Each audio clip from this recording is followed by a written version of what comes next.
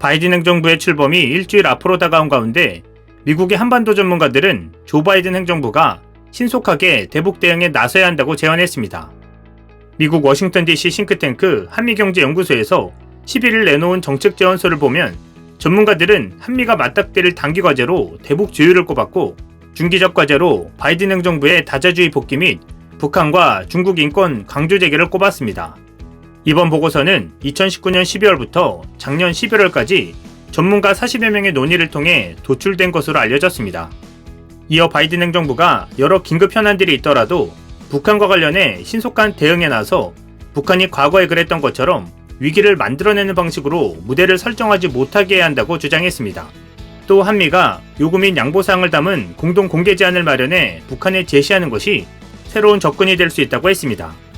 한미 양국이 북한을 도울 수 있는 그리고 북한이 수용할 수 있는 경제적 지원에 대한 심도 있는 논의를 통해 외교적 방향을 잡아 나갈 수 있을 것이라는 제언도 했습니다.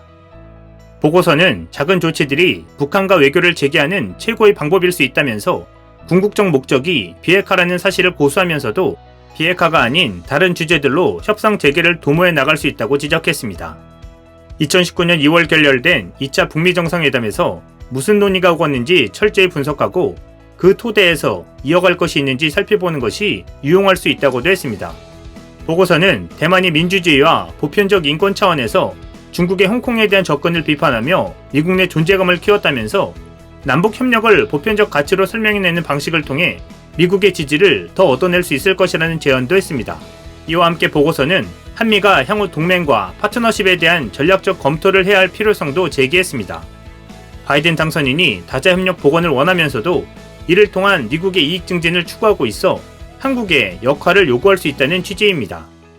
이어 미국 등 생각이 같은 나라들의 대중국 대응 협력에 한국이 역할을 고민해봐야 한다고 덧붙였습니다.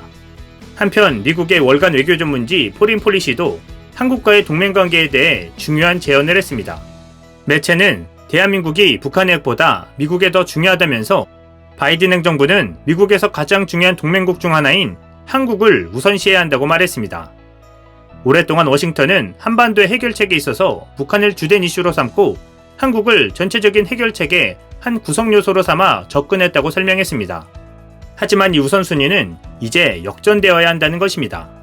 매체는 한국과의 동맹 유지가 우선적 주요 문제가 되었으며 그 구성 요소 중 하나가 북한이다. 다행히도 워싱턴 외교계 일부가 이러한 견해를 가지고 있다. 아시아의 미국 외교 정책이 향후 수십 년 동안 성공하려면 바이든 행정부도 그렇게 해야 한다. 이것은 인식의 전환이 필요한 사항이다라고 말했습니다. 지난 4년 동안 트럼프의 자랑에도 불구하고 북한 핵무기의 위협은 그 어느 때보다 커졌다면서 차기 바이든 행정부는 한반도에서의 가장 중요한 변화가 DMZ 남쪽에서 일어나고 있기 때문에 북한의 지도자 김정은의 무기에만 집중하는 외눈박이어서는 안 된다고 적었습니다. 그러면서 한국은 동서냉전이 한창일 때 서독이 했던 역할을 할 잠재력을 지닌 미국의 필수 동맹국으로 부상했다고 강조했습니다. 이제 미국이 한반도에서 우선순위를 재정립해야 할 때가 왔다면서 미국은 한국을 북한을 위한 해결책의 일부로 취급하는 것보다 한미동맹을 독립된 관계로 보고 인도태평양 지역에서 규칙 기반 질서를 확립하기 위한 동맹으로 보아야 할 것이라고 설명했습니다. 또한 매체는 한국의 군사력은 저평가되어 있다. 참혹한 전쟁에서 태어나 온 생애를 다음을 위하여 희생한 후 한국은 거의 60만 명의 군인으로 세계에서 7번째로 큰 상비군을 보유하고 있으며 항공기는 세계에서 5번째로 큰 공군과 방대한 탄도미사일을 보유하고 있다고 적었습니다. 이어 서울의 방위 계획은 단순히 대북 방어를 넘어선다. 문재인 대통령은 무역의 중요한 원양 항로를 보호하기 위해 항공모함과 핵 잠수함으로 대양 해군을 적극적으로 건설해왔다. 한국의 외교 정책은 특히 트럼프 행정부 당시 나타난 동아시아 동맹국에 대한 미국의 공약 불확실성을 고려하여 한국이 자체 핵무기 프로그램을 추진해야 하는지에 대해 조용히 토론하고 있다고 설명했습니다. 그러면서 다음 요점은 바이든 행정부의 중대한 도전을 제기한다고 말합니다. 트럼프 대통령의 재임 4년간 미국에 대한 한국의 지지 의견은 사상 최저 수준이다. 이는 미국의 압도적인 권력과 한국에 대한 미국의 영향력에 대한 두려움과 붕괴에서 비롯된 과거의 반미주의와는 다르다며 트럼프 재임 중 한국인의 눈에 비춰진 미국은 작아 보이고 신뢰할 수 없으며 째째해져 버렸다. 미국의 사드 미사일 방어 시스템을 배치한 것에 대한 중국의 대규모 경제적 보복에 미국이 한국을 지원하지 않았거나 심지어 인정하지 않았기 때문에 미국이 한국에 대한 공약에 대한 의구심이 시작되었다고 지적했습니다. 이어 매체는 한국의 영토에 미군 주둔 공원에 대한 5배 강요는 여론을 단숨에 휩쓸었다고 설명했습니다. 최고 96%의 압도적 대중이 이에 반대했다면서 해리 해리스 주한 미국 대사는 한국 국회의원과의 30분 대화에서 적어도 20번 50억 달러라는 요구를 했다고 전했습니다. 그 결과 한국의 친미 보수 정치인조차 모욕을 당했다고 말했습니다. 그러면서 이제 한국인들 사이에서 자신감이 높아지고 있다. 한국이 강력한 이웃 국가들의 바람에 휩싸인 고래 사이의 새우라는 패배주의의 자아인식이 거의 사라졌다고 강조했습니다. 특히 코로나19 유행에 대한 한국의 성공적인 대응과 트럼프 행정부의 비참한 무능과는 대조적으로 한국인들에게 그들이 경지에 도달했다는 느낌을 주었다고 말했습니다. 최근 한 연구에 따르면 2019-2020년에 한국 국민의 국가적 자부심이 급격히 높아졌다고 합니다. 고위 공무원들은 글로벌 초강대국들 앞에서조차 자신의 운명을 스스로 결정하는 힘이 있다고 자유롭게 표현하고 있습니다.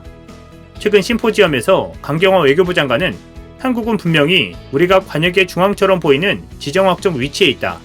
하지만 그걸 뒤집어 보면 오히려 레버리지라고 말할 수 있을 것 같다고 말한 바 있습니다. 또한 논란이 되었지만 이제 우리가 선택할 수 있는 나라가 된 것에 자부심을 느낀다는 이수혁 주미 한국대사의 발언 역시 이를 뒷받침해주고 있습니다. 포린 폴리시는 마지막으로 가장 중요한 지점이라며 이렇게 말합니다. 남한은 절대적으로 북한과의 전쟁을 시작하지 않을 것이며 이는 수백만 명의 생명을 파괴하는 핵전쟁으로 쉽게 확대될 수 있기 때문이다.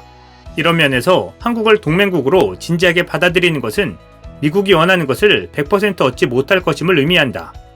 대신 미국은 자유주의 국제질서에 더 큰 이상을 공유하고 다른 동맹과 마찬가지로 파트너를 자신의 입장에 더 가깝게 끌어당길 수 있다고 강조했습니다.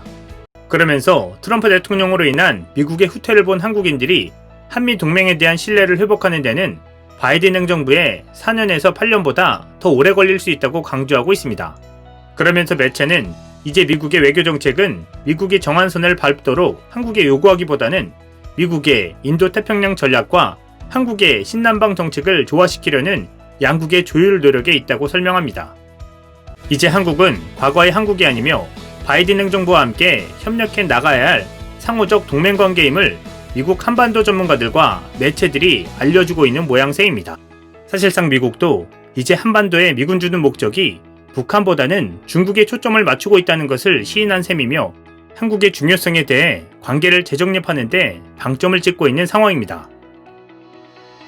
이상 시온TV였습니다.